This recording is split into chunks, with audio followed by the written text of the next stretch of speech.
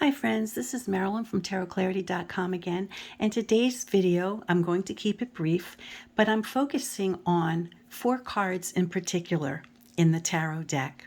And those 4 cards are the female Pope, the Empress, the Emperor, and the male Pope. Now, why am I doing a video on those 4 cards? Because these 4 cards really help us understand the political nature of playing cards, especially in the 18th century. Now, once again, I'm going to pull out the little map because in order to understand the political correctness of Europe during this period of time, you have to look at a map. We have the birthplace of the tarot deck, which is Italy. We have it bordering here with Switzerland and France. We have Austria, Germany. We even have Belgium. It's a little further south than Belgium, but Belgium is still a presence, as is Germany. We notice that Switzerland, and we've already discussed the Besançon style. We already discussed that when Besançon made adaptations to the tarot deck, it was for these 4 cards. It was to replace the female Pope with Juno and the male Pope with Jupiter. And the Empress and the Emperor remained intact. Right? Now, this was Switzerland's solution to, the controversy of either offending the Catholics by replacing the deck and the religious features of the deck with pagan features, or if it wasn't that they were concerned with offending the Catholic neighbors, they were Protestant and they didn't want to see the Catholic faces, so that I don't know exactly which was their motivation, but in any case, they did remove those 2 cards. Even Italy did in the area of Bologna. We have the female Pope, as usual. We have the Empress, the Emperor, and the male Pope. Now this deck, and I'll give credit to all the decks I'm using down below. This deck is, from a long-standing Bolognese tradition, which, was birthed in Italy at least 100 years before the Tarot of Marseille was birthed in France. And at some point, I think around 1725, the Catholic Church determined in Bologna that these 4 cards had to be removed and replaced with the 4 Moors. And I believe ever since, the 4 Moors have been these 4 cards in the Bologna region of Italy. Now, what was the reasoning? Well, imagine in Italy the power struggle between the papacy and the secular rulers, right? I mean, there must have been enormous ego trips, And for that reason, even though we had 2 secular and 2 spiritual or 2 religious figures in the Bolognese tarot deck, they had to be politically correct, they had to all have the same value. So if this card were to appear in play, it had no more or less value than any of these other cards, even though this, we know this card today is rank number 2. The way they determine who won the trick or the hand at play, because after all, tarot was a game of trick-taking, of having the highest scoring points in a hand.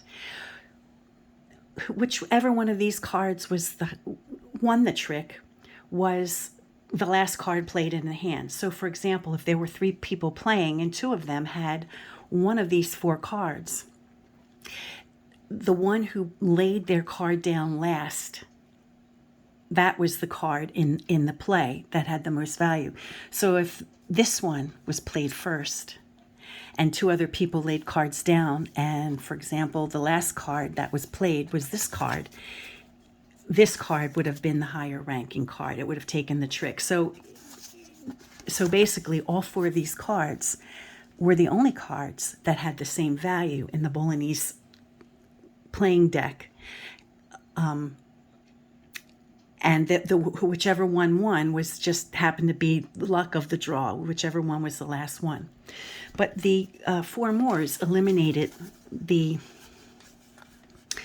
political power struggle between the secular and the religious factions. However, I think it's very interesting that two of them bear celestial representation, which may or may not have been the card maker's way of still putting in, the references to the spiritual nature of the female pope and the pope. And then these two guys with their bows and arrows are just more secular, right? Now, the other country that had a response to the political correctness of these cards was Belgium. And Belgium borders France and Germany, the Netherlands as well. And I think probably it's fair to say that Belgium and Switzerland in particular had to be very politically aware of what was going on around them, because they're small countries compared to these other countries that have, much greater power. Money is power, right? So they were probably, they had to be aware of these other countries that surrounded them that had more force behind them. And they had to, be politically astute and mindful of what was happening. So the Flemish, substituted or replaced the female pope with the Spanish captain, or the Captain Fracas, and I don't know if I'm saying that properly, and the male pope with Bacchus. The empress and the emperor, they remain intact. This deck, I believe, came out in 1775. So all this switching of these characters, these four particular characters, in particular, number 2 and number 5, was all happening, I think, between like 1725 and the end of the 1700s, right? Okay, so who was the Spanish captain? Well, he's, I believe, a reference to a theatrical character who would have been recognized by the audience of the day in Europe in general. He appears, sometimes as a coward, sometimes full of bravado. I've read, and I don't remember the source, that he might have been the prototype for Cyrano de Bergerac. He was courageous, dynamic, overconfident, probably reckless, probably talked a big talk, but, didn't walk the walk, pretended to be maybe an aristocrat when he wasn't.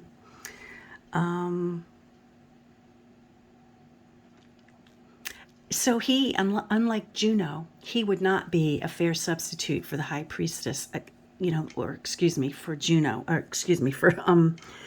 there's so many names for these cards, for the female pope, Whereas Juno could be a substitute for the female pope, this guy, you have to read him on his own, on his own merits. Yet maybe would want to do a little research on the character that I just described. Right? Reckless, full of bravado, doesn't have the mysteries of womanhood at all, doesn't have, knowledge, secret knowledge, he's just kind of like a buffoon character. Maybe, in a way, I think of him at kind of as an extension of the fool or the madman, Certainly if he and the madman, were to appear near in proximity to one another, or even in the same spread, I would caution the person about, being reckless and careless. There were references that I read about his sword often doing doing double duty as a phallic symbol. in some plays that he's in. And as far as Bacchus goes, Bacchus, of course, is the god of wine, fertility, partying. It's a favorable card of a good time. But I think, is a card of, vices. I think he reminds me of the devil, but not as severe, not maybe as detrimental as the devil, but a little bit like the devil. And if he were to appear with the devil, then I would again caution the people, the client, about being overly indulgent in their vices, reckless behavior, because it can lead to a downfall or a dependency, right? And I think that's it. I just wanted to point out how these 4 cards do vary, across the map in Europe around this particular period of time, 1725 to the end of the 1800s. And I just thought I'd mention it. It's just another interesting aspect of how tarot was political. The game of tarot was political. The French, however, they stayed true once they developed their cards based on what they saw from Italy. They were consistent in maintaining the female pope, the empress, the emperor, and the male pope. Until next time, friends, stay well. Peace.